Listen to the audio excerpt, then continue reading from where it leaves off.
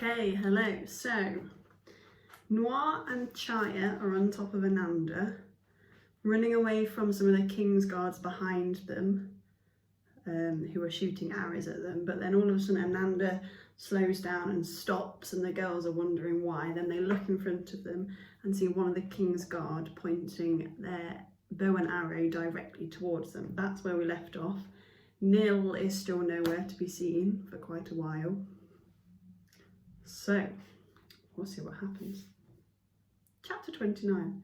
What do you want? Said Chaya as Ananda came to a halt in front of the man. Move on so we can pass. The man shook his head.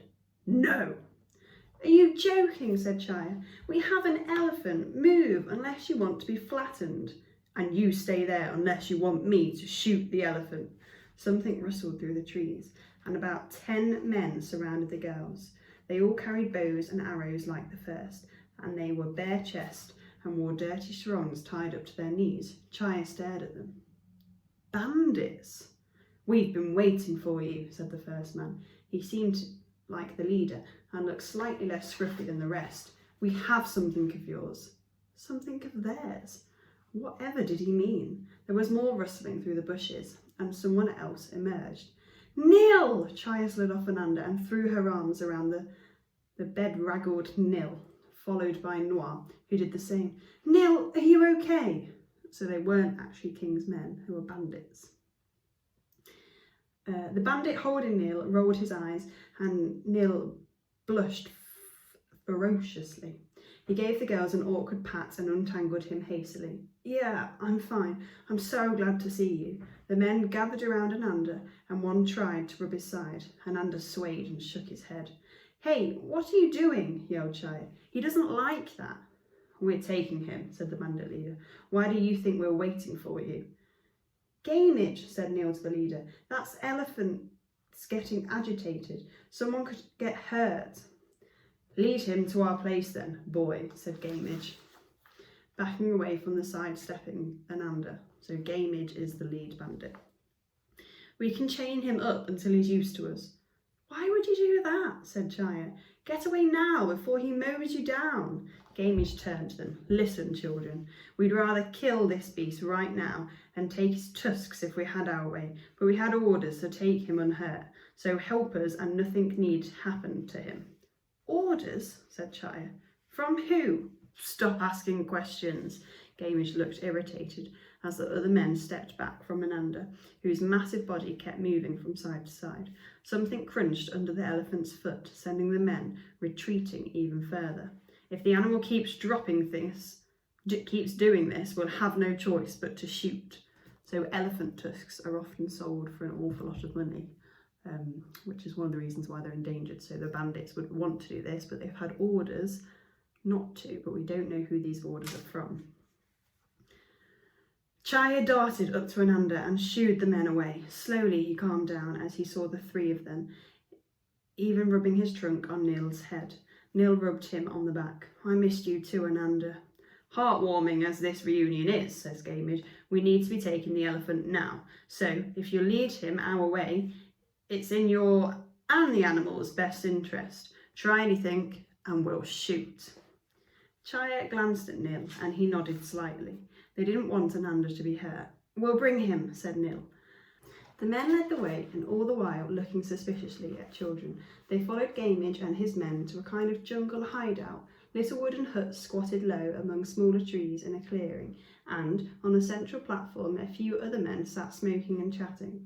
Nil dropped his voice to a whisper. The news from Narissi isn't good. I've been hearing a few things while I've been here. Apparently the king is terrorising the villagers, asking them to give us up. They haven't stopped since we left. The people are frightened and angry. They hate us too because of what we've brought on them. They don't ever want us to return. Chaya staggered backwards and leaned against Ananda. Do you know if our families are safe? Said Noir. She stuffed the back of her fingers in her mouth. I'm not sure, but nobody in the village. Nil looked away and swallowed. Nobody is dead. And yet hovered unsaid in the air.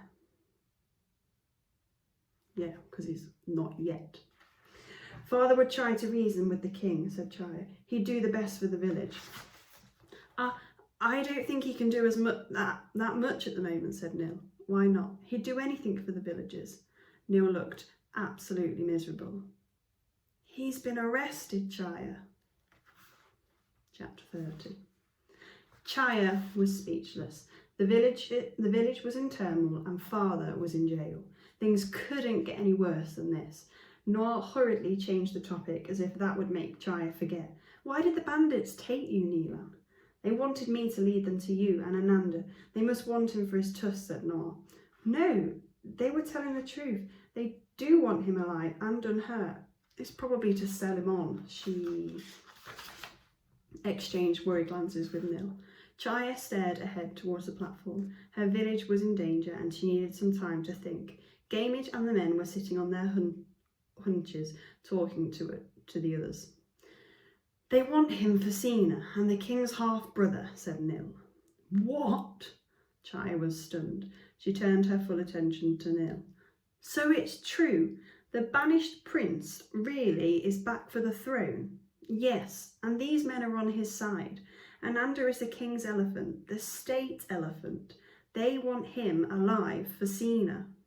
So that someday Sina can ride into victory on the king's elephant. China nodded. I can't believe this, said Noir. He's actually back. This must be the king's worst nightmare come true. It wouldn't be for months yet that they try to do anything, said Nil. Sina's people are collecting supporters bit by bit in different parts of the island. What about round your village, said Noir. Not yet. They are slowly working their way inwards towards the king's city. Wait a minute. A plan was beginning to take shape in Chaya's head. Does this mean these men are enemies of the king? Yes, said Nil. He must hate them more than he hates us. And that's saying something, said Noir. The plan was growing and strengthening and seeming more and more plausible all the time. Am I the only one seeing a way out of all of this and saving our people at the same time? Noir looked puzzled. What do you mean? Said Nil. Oh, Nil, don't you see? Any enemy of the king is a best friend to us.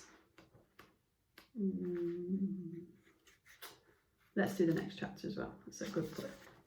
Chapter 31. Come on, said Chaya, leading Ananda towards the men. We're going to join the bandits. Join them, said Noir. Are you crazy? What are you talking about? Nil hurried up behind Chaya. I like what I think you're thinking, but why would they want to help us? We have to make them an offer that's so good they can't refuse it. Gamage looked up as they approached.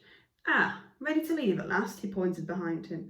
Settle the elephant by the tree. Would you like some food before you go? Thank you, that'd be good, said Chaya. She came up and sat down on the platform with Noir.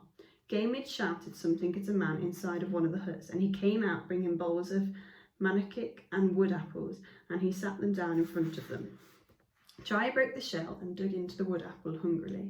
So, you steal for a living, she said to Gamage. He looked amused. You could say that. And you're loyal to Sina. I see the boys updated you very quickly. Yes. How do you win supporters for him?